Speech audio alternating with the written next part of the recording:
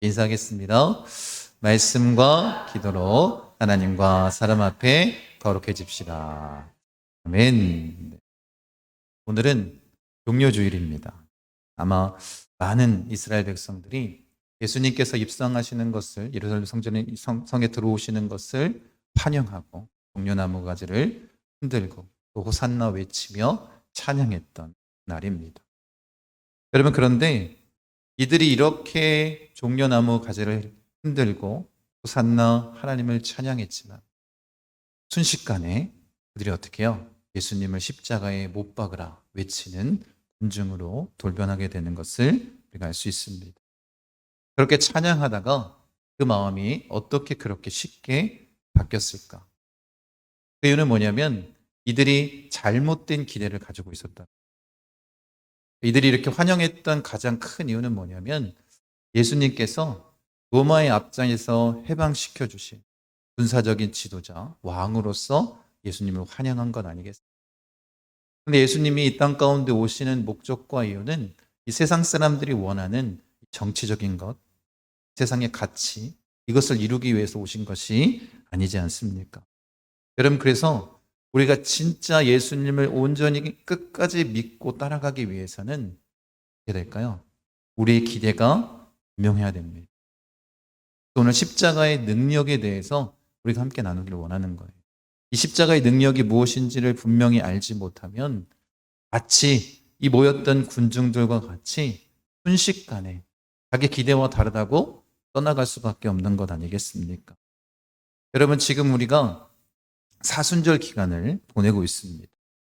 내일부터 이제 고난주간이 시작이 되는데, 여러분, 우리가 이 기간에 분명히 마음 가운데 새겨야 될 건 이것입니다. 우리가 사순절 저녁 기도회를 빠지지 않고 잘 보냈다.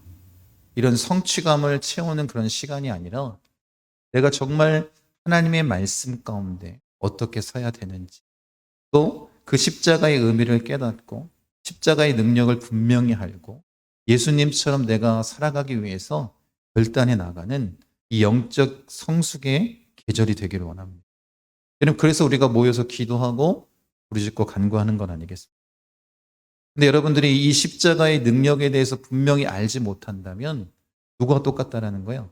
지금 이 종려, 예수님이 예루살렘 성에 입성할 때 종려나무 가지를 흔들고 있었던 그런 기대감, 잘못된 기대감을 가진 자들과 똑같다라는 것입니다. 여러분, 우리가 이 고난주간 또 부활을 맞이할 때에 정말로 십자가의 능력이 무엇인지를 알고 주 앞에 서는 자가 되기를 원합니다. 오늘 읽었던 우리 본문 말씀에는 하나님 구속사의 가장 중요한 핵심이 뭐라고 얘기하고 있냐면 십자가다라고 말하고 있습니다. 헬라 철학이 지혜를 이야기하고 있고 또 유대인들 뭘 얘기해요? 표적을 구하고 있을 때 하나님은 전혀 다른 길을 제시하셨습니다. 그 길이 뭐라는 거예요? 그 길이 바로 십자가입니다. 우리가 생각할 때는, 또 당시 사람들이 생각할 때는 약함과 실패와 죽음의 상징이었지만 하나님께서 그것을 신학적으로 속죄와 대속, 승리의 상징으로 변화시켜 주신 건 아니겠습니까? 그러니까 우리 그 십자가의 능력을 온전히 깨달아 알고 그 믿음 안에 서는 자가 되기를 원합니다. 죽음과 실패, 저주의 의미의 십자가가 어떻게 하나님의 능력으로 상징되는지 함께 나누기 원합니다. 첫 번째, 그 십자가의 능력은 뭐냐면 죄를 깨닫게 하는 능력입니다. 구약에서부터 신약에 이르기까지 성경에서 이 죄의 문제를 아주 강력하게 말씀하십니다. 죄를 가지고서는 누구 앞에 설 수 없어요? 하나님 앞에 설 수 없습니다. 말씀 같이 한번 읽겠습니다. 모든 사람이 죄를 범하였음에 하나님의 영광에 이르지 못하더니. 죄 때문에 하나님과의 관계가 어떻게 된 거예요? 단절된 거예요. 하나님 앞에 설 수 없습니다. 그 죄의 심각성을 우리에게 말씀해 주고 있고 이 죄의 문제를 해결하는 것이 하나님과의 관계에서는 매우 중요하다는 것을 말씀해 주고 있습니다. 여러분, 하나님께서는 계속해서 이스라엘 백성들의 죄를 지적하시고 뭐라고 말씀하세요? 여호와께로 돌아오라 라고 말씀하십니다. 회개하고 주님께 돌이켜 돌아오기만 하면 내가 그 모든 것을 회복시켜 주겠다. 계속해서 그 말씀을 하십니다. 여러분, 그 죄를 덮고 하나님 앞에 갈 수 있는 그 길도 제시해 주시는 분 아니겠습니까?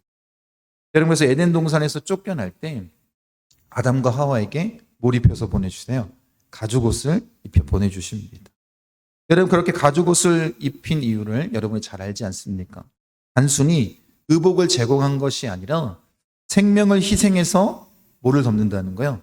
죄를 덮는다는 의미를 여기서 보여주신 것 아니겠습니까? 죄를 덮기 위해서는 뭐가 필요하다고요? 생명이 필요하다라는 것입니다. 모세를 통해서 율법을 주실 때도 마찬가지인데 같이 한번 읽어보도록 하겠습니다. 육체의 생명은 피에 있습니다. 내가 이 피를 너희에게 주어 제단에 뿌려 너희의 생명을 위하여 속죄하게 하였나니 생명이 피에 있으므로 피가 죄를 속하느니라. 신약에서도 마찬가지입니다. 그래서 히브리서에 분명히 이렇게 말씀하고 있습니다. 한번 읽어보겠습니다. 율법을 따라 거의 모든 물건이 피로써 정결하게 되나니 피 흘림이 없은즉 사함이 없느니라. 이 죄의 문제를 해결하기 위한 하나님의 방법은 뭐냐면 뭐가 있어야 된다는 거예요? 피 흘림이 있어야 된다. 생명이 있어야 된다라고 말씀하시는 건 아니겠습니까? 여러분, 그러니까 하나님 앞에 그 모든 관계를 회복하고 우리의 죄를 사함받고 주 앞에 서기 위해서는 이 피 흘림, 생명이 필요한 건 아니겠습니까? 여러분, 그러니까 이 십자가가 어떤 역할을 하는지 여러분이 깊이 한번 생각해 보기를 원합니다. 여러분, 분명히 하나님께서는 구약에서 이스라엘 백성들에게 회개하러 돌이키라고 말씀하셨지만 그들이 어떻게 해요? 돌아서지 않습니다. 그래서 하나님의 심판이 그들에게 임하는 것 아니겠습니까? 여러분, 계속해서 우리에게 말씀하시는 것도 그거예요. 우리가 돌이키기만 하면 어떻게 하신다는 거예요? 모든 것을 회복시켜 주시겠다는 것입니다. 그러니까 하나님과 우리의 관계도 마찬가지예요. 우리가 어떻게 할 때 우리가 죄가 있지만 하나님 앞에 온전히 그 십자가 앞에 우리의 죄를 자복하고 회개하고 돌아서기만 하면 그 구원의 은혜를 우리에게 주신다는 건 아니겠습니까? 여러분, 그렇게 하나님 앞에 온전히 설 수 있는 자가 되길 원합니다. 그래서 이 십자가의 능력을 온전히 알게 되면 이렇게 고백할 수밖에 없는 거예요. 그럼 십자가는 죄를 가볍게 여기지 않습니다.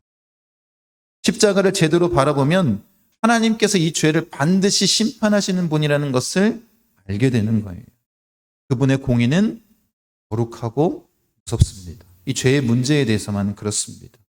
그래서 우리가 이 십자가를 온전히 바라보면 어떻게 깨닫는 거냐면 예수 그리스도의 보혈의 피 없이는 우리는 살아갈 수 없는 존재입니다. 이걸 깨닫게 된다는 것입니다. 그래서 칼뱅이 뭐라고 말했냐면 하나님을 아는 지식과 자기를 아는 지식이 연결되어 있다는 거예요. 그래서 십자가 앞에 설 때 우리가 하나님의 거룩하심을 보고 알게 되지만 또 반면에 뭘 알게 되는 거예요? 우리 죄악의 추악함을 알게 된다는 거예요. 그래서 칼뱅은 이걸 뭐라고 표현했냐면 십자가는 우리 영혼의 거울입니다. 이렇게 말했습니다. 십자가 앞에 설 때 어떻게 된다는 거예요? 우리의 죄를 깨닫게 된다는 것입니다. 루터도 마찬가지입니다.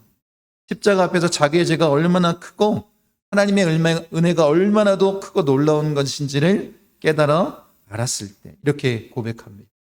내가 내 안에 어떠한 선도 없다는 것을 십자가에서 보았다. 오직 예수 그리스도의 피만이 나를 살렸다. 여러분, 이런 은혜가, 이런 십자가의 능력이 우리에게도 임해야 되는 것입니다. 근데 우리는 어떻게 살아가냐면 너무 쉽게 죄를 미화하면서 살아갑니다. 미화하면서 살아갑니다. 뭐라고 얘기하냐면 다들 그렇게 살아. 어쩔 수 없는 상황이었어. 하지만 십자가에서 예수님은 이렇게 말씀하십니다. 그 죄 때문에 내가 십자가를 지었다. 이것을 우리가 잊지 않았으면 좋겠습니다. 그럼 십자가를 온전히 바라보는 자라면 우리는 알 수 있습니다. 십자가, 그 영혼의 거울에 비친 나의 죄악의 추악함이 어떤 것인지. 그것이 십자가의 능력입니다. 나를 구원해 주시는 십자가, 그 사랑의 십자가. 그러나 분명한 것은 무엇이냐면 우리 모두의 죄악을 낱낱이 비춰주고 있는 것이 십자가의 능력입니다. 여러분, 우리의 모든 죄악을 밝히보고 알게 되었을 때 뭐가 시작될까요? 하나님의 구속의 은혜가 시작되는 거예요. 그 구원의 은혜가 시작되는 것입니다. 십자가의 능력, 뭐라고요? 우리의 죄를 깨닫게 하는 것입니다. 여러분, 그 십자가 앞에 우리의 죄를 낱낱이 고백하며 나아가는 자가 되길 원합니다. 두 번째 능력은 뭐냐면 은혜를 아는 능력입니다. 하나님의 은혜를 알게 되는 것입니다. 말씀 같이 한번 읽겠습니다. 우리가 아직 죄인 되었을 때에 그리스도께서 우리를 위하여 죽으심으로 하나님께서 우리에 대한 자기의 사랑을 확증하셨느니라. 하나님 사랑의 본질은 무엇이냐면 조건이 없다라는 거예요.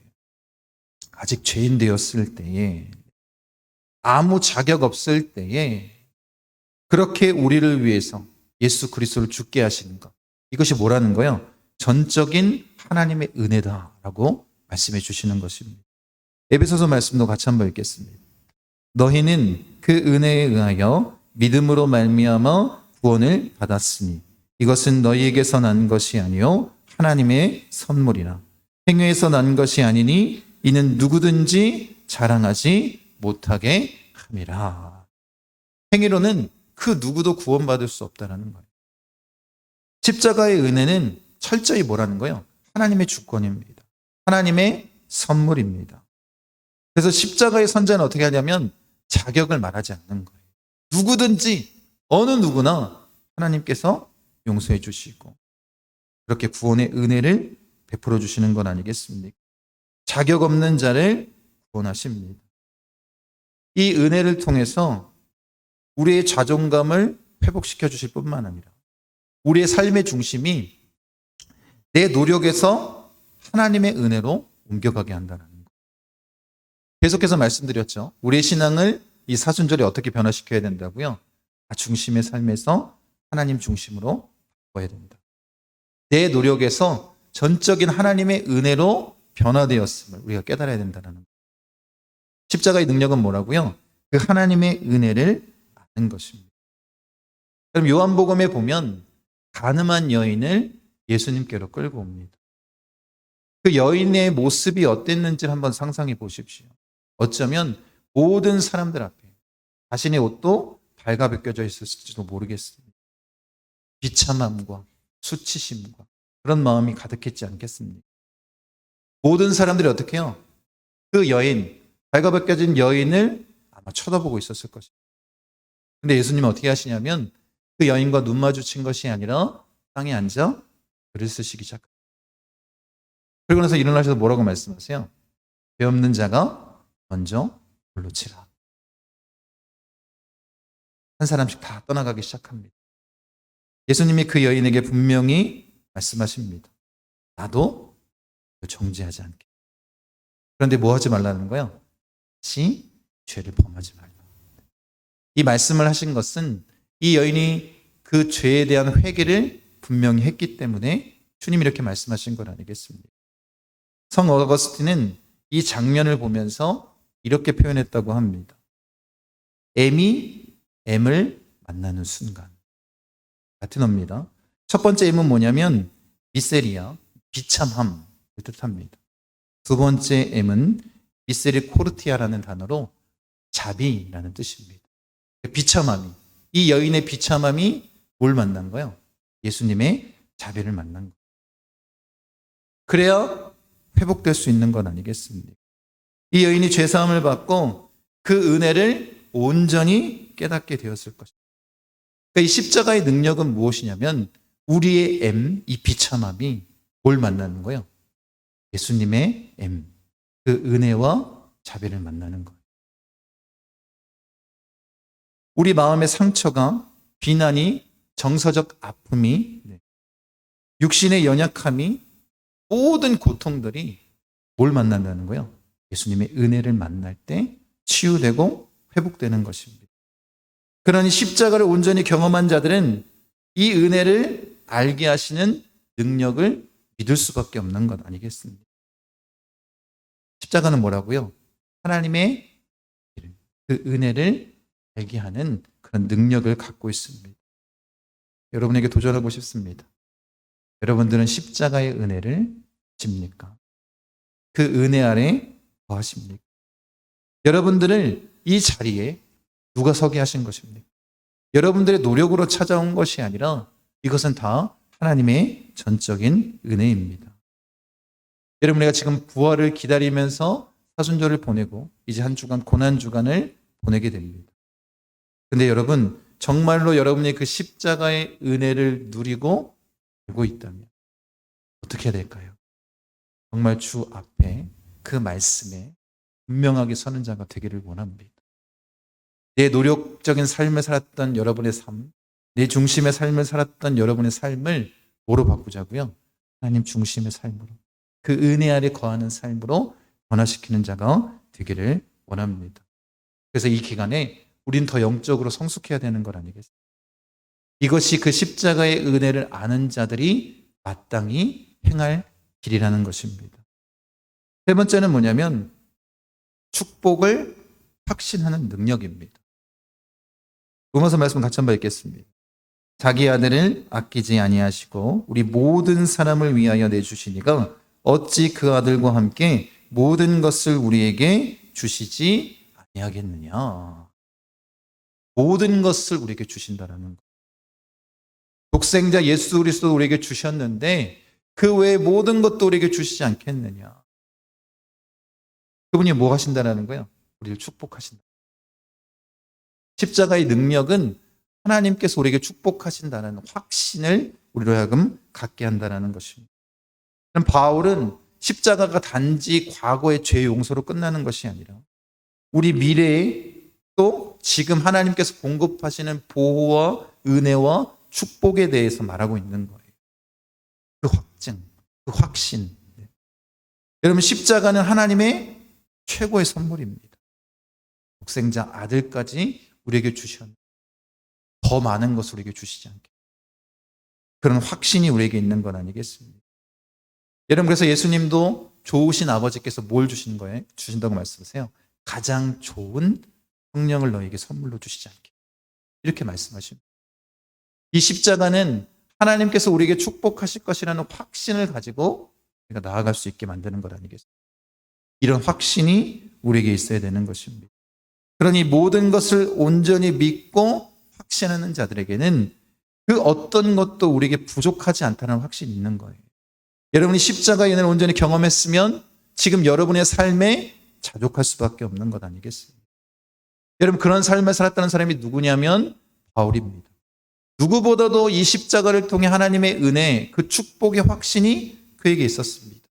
그러니까 어떻게 해요? 세상에 좋다고 얘기했던 세상의 가치 기준들이 다 뭐로 보인다는 거예요?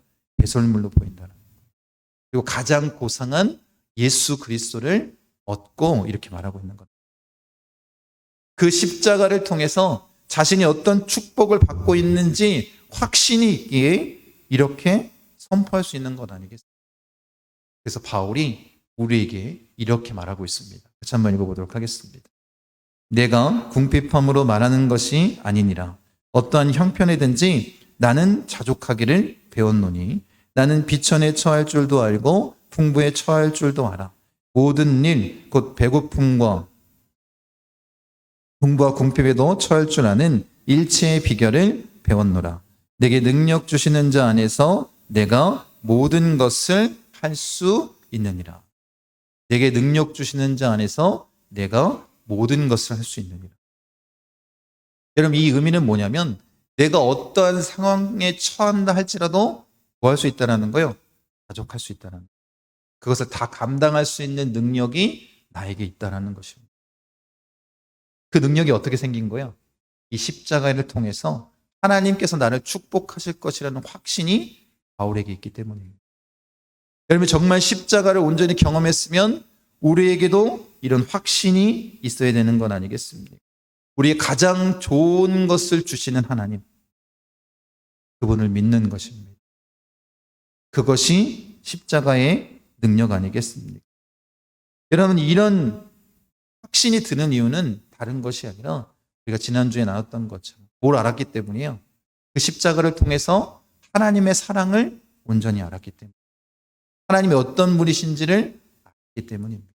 예수 그리스도가 누구인지를 알았기 때문이에요. 그래서 어떻게 한다고요? 하나님은 반드시 나를 축복하시는 분이에요. 이런 확신이 생길 수밖에 없는 건 아니겠습니까? 그런 사랑을 알았기에 우리가 죄를 회개하고 돌아선 것이고 이제 어떻게 나아가는 거예요? 그 하나님의 축복의 확신을 가지고 부활의 능력을 가지고 사는 자로 나아가는 것 아니겠습니까? 여러분 그 탕자 아시지 않습니까? 그 허랑방탕하여서 아버지께 받았던 그 재물을 다 탕진했습니다. 그런데 거기서 끝나는 것이 아니라 그 지역에 뭐가 와요? 가뭄이 들었습니다. 먹을 것이 없습니다. 그래서 결국 돼지 치는 일을 했고 밥도 주지 않으니까 돼지 밥을 뺏어 먹는 그런 신세가 됐어요. 그때 그가 깨달은 것이 있어요. 이렇게 사느니 어떻게 사는 게 낫다는 거예요? 아버지 집에 종으로 사는 게 낫겠다. 그때 깨닫습니다. 그리고 나서 그 자리를 박차 아버지 집으로 돌아갑니다. 근데 우리는 우리 입장이니까 이 탕자의 시점에서 이 말씀을 많이 해석을 하는데 중요한 건 뭐냐면 예수님이 이 말씀하신 것은 무엇이냐면 뭘 보라는 거예요? 그 아버지의 시점으로 바라볼 수 있어야 된다. 아버지는 어떻게 했어요? 아들이 떠나간 그날부터 마을 어귀까지 나가서 아들을 기다려요. 그 사랑을 알아야 되는 건 아니겠어요? 아들이 돌아왔습니다. 기다리고 있다가 그 아들을 보고 버선발로 뛰쳐가 나갑니다. 그리고 안아주지 않습니다. 그리고 어떻게 하셨어요? 모든 것을 회복시켜 주셨습니다. 그게 하나님의 은혜인 거예요. 하나님은 우리가 돌아오기만 하면 어떻게 하신다는 거예요? 모든 것을 주실 준비가 되어 있는 거예요. 그런 확신을 가지고 우리가 가야 되지 않겠습니까? 여러분 이것이 뭐냐면 하나님의 마음이라는 거예요. 하나님은 늘 이런 은혜를 우리에게 부어주시길 원하고 우리가 그 은혜를 누리기를 원하시는 건 아니겠습니까? 많은 그리스도인들이 하나님의 사랑과 축복을 받고 살면서도 어떻게 살아가고 있어요? 열등감에 빠져서 살아갑니다.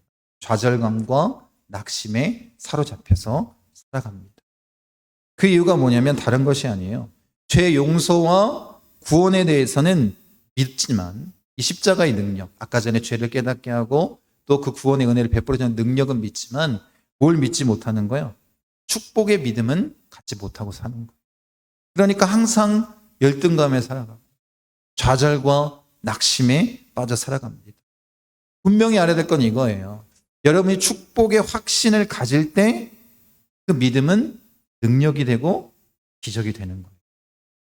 십자가의 능력, 하나님께서 반드시 나를 축복하신다는 확신이 우리에게 있을 때 그게 뭐가 된다는 거예요? 능력이 되고 기적이 되는 거예요. 여러분 이런 확신을 갖는 자가 되기를 원합니다. 그럴 때 우리가 뭐 할 수 있을까요? 이 믿음을 통해서 진짜 감사할 수 있는 자가 되는 거예요. 우리가 그런 은혜를 경험하기 원합니다. 꼭 기억하십시오. 그리스도인들이 열등감, 좌절감, 낙심에 빠지는 것은 여건과 형편이 어려워서 그런 게 아닙니다. 여러분이 진짜 십자가의 은혜를 경험한 자라면 그리고 십자가의 능력을 믿는 자라면 어떻게 나아갈 수 있을까요? 하나님께서 이 모든 상황을 가장 좋게 변화시켜 주실 것입니다. 확신을 가지고 나아갈 수 있는. 그러니까 여러분 안에 이런 좌절과 낙심이 있다면 뭐가 없는 것이라고요? 하나님의 그 축복에 대한 확신이 없는 것입니다. 진정으로 믿지 못하기 때문에 그런 건 아니겠습니까? 여러분, 이 축복의 확신을 가지고 사는 자들이 되길 원합니다. 성경에 보면 이런 축복의 확신을 가지고 살아간 자들이 있는데 그들이 누구냐면 초대교회의 성도들입니다. 말씀 같이 한번 읽어보겠습니다. 그리스도께서 우리를 위하여 저주를 받은 바 되사 율법의 저주에서 우리를 속량하셨으니 기록된 바 나무에 달린 자마다 저주 아래에 있는 자라 하였습니다. 이는 그리스도 예수 안에서 아브라함의 복이 이방인에게 미치게 하고 또 우리로 하여금 믿음으로 말미암아 성령의 약속을 받게 하려 함이라. 여러분 예수님께서 그 율법의 저주를 받아 어떻게 됐다는 거예요? 우리가 받을 축복, 곧 아브라함 이 언약의 그 영적인 성취를 이루게 하신 것 아니겠습니까? 율법적으로 저주해서 은혜의 복으로 우리의 신분을 어떻게 하셨다는 거예요? 완전히 변화시켜 주셨다는 거예요. 이제 이전 것은 지나가고 우리 뭐가 된 거예요? 새로운 피조물, 새 언약의 상징이 된 것 아니겠습니까? 여러분 그렇게 우리가 하나님의 축복을 누리는 자가 된 거예요. 그리고 이 갈라디아서 말씀에 보니까 이제 그 축복을 누린 자로서 어떻게 살아야 될까요? 그 축복을 전하는 자로 살아야 되는 거라는 거예요. 그런 삶을 살았던 자들이 초대교회 그리스도인들이었습니다. 그래서 그들은 죽음 앞에서도 두려움이 없었던 거예요. 하나님이 나에게 주신 이 축복을 전하기를 원한다. 나를 죽이려고 창검을 겨누고 있는 그 자들에게도 동일한 마음으로 복음을 선포할 수 있었던 것 아니겠습니까? 여러분 우리가 이렇게 십자가의 능력을 확신한 자가 되기를 원합니다. 십자가의 축복을 확신한 자가 되기를 원합니다. 이 십자가는 우리의 뭘 바꿀까요? 우리의 정체성을 바꾸는 거예요. 우리는 더 이상 정죄받을 그런 죄인이 아닙니다. 우리는 뭐예요? 하나님의 축복을 받을 자녀인 거예요. 이런 확신이 여러분에게 있어야 되는 건 아니겠습니까? 우리는 하나님 안에서 새로운 피조물이 된 것이고 새 언약의 백성이 된 것입니다. 이런 확신이 여러분에게 있으면 그 어떤 환난과 역경 가운데서도 여러분의 믿음은 흔들리지 않는 것. 더 이상 열등감과 좌절감과 핵심에 빠지지 마십시오. 하나님은 가장 좋은 것을 우리에게 주십니다. 이런 믿음을 갖는 자가 되기를 원합니다. 여러분 그래서 이 확신이 있는 자들은 어떻게 살아갈까요? 영적인 예배자가 되는 거예요. 자기 몸을 거룩한 산제물로 드릴 수 있는 나 중심에서 하나님의 중심으로 바꿉니다. 이 세상을 본받는 자가 아니라 어떻게 살아간대요? 하나님의 선하시고 기뻐하시고 온전하신 뜻이 무엇인지를 분별하면서 살아가는 자가 돼요. 이런 십자가의 능력이 여러분에게 있기를 원합니다. 이 축복의 확신을 가지고 변화되며 나아가기를 원합니다. 그것을 지금 주님께서 원하시기. 이제 고난주간 그 십자가를 지시기 위해 고난당하신 건 아니겠습니까? 그 십자가의 은혜를 여러분들이 온전히 확신하고 믿기를 원합니다. 여러분 다시 한번 말씀드립니다. 이 기간에 우리가 할 일은 뭐냐면 십자가 앞에 서는 거예요. 우리가 잘못된 모습으로 주님을 바라보고 있었다면 변화시켜야 되지 않겠습니까? 그런 모습으로 나아가길 원합니다. 십자가는 단순히 상징이 아니라 우리의 삶을 꿰뚫는 능력인 거예요. 보세요. 제가 친절하게 적어왔습니다. 첫 번째 그 능력은 뭐냐면 죄를 깨닫게 하는 공의의 능력입니다. 두 번째는 은혜를 알게 하는 사랑의 능력입니다. 마지막 세 번째, 축복을 확신하게 하는 소망의 능력입니다. 같이 한번 읽어볼까요? 첫 번째가 뭐라고요? 죄를 깨닫게 하는 공의의 능력. 두 번째가 은혜를 알게 하는 사랑의 능력. 세 번째가 축복을 확신하게 하는 소망의 능력. 그럼 십자가 앞에 일단 무릎 꿇으시길 바랍니다. 십자가의 믿음은 머리로 끝나는 게 아닙니다.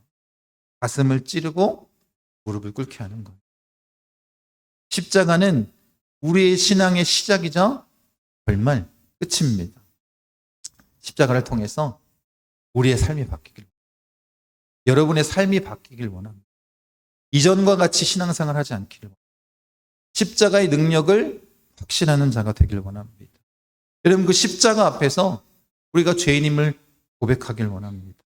또 그 조건 없는 은혜를 하나님의 자녀로서 축복받을 확신을 가지고 나가길 원합니다. 그래야 우리가 뭐 할 수 있을까요? 십자가 앞에 온전히 무릎 꿇을 수 있는 건 아니겠습니까? 여러분의 신앙의 모습이 날마다 십자가를 바라보고 자기 십자가를 지고 주님을 따르는 길이 되기를 원합니다. 그리고 그 길은 우리에게 어떤 길이 될까요? 하나님의 축복의 길이 되는 그런 은혜와 축복이 넘쳐나는 이 고난주간 또 부활을 맞이하는 목고순복음 중앙교 성도님 되시기를 간절히 축원드립니다.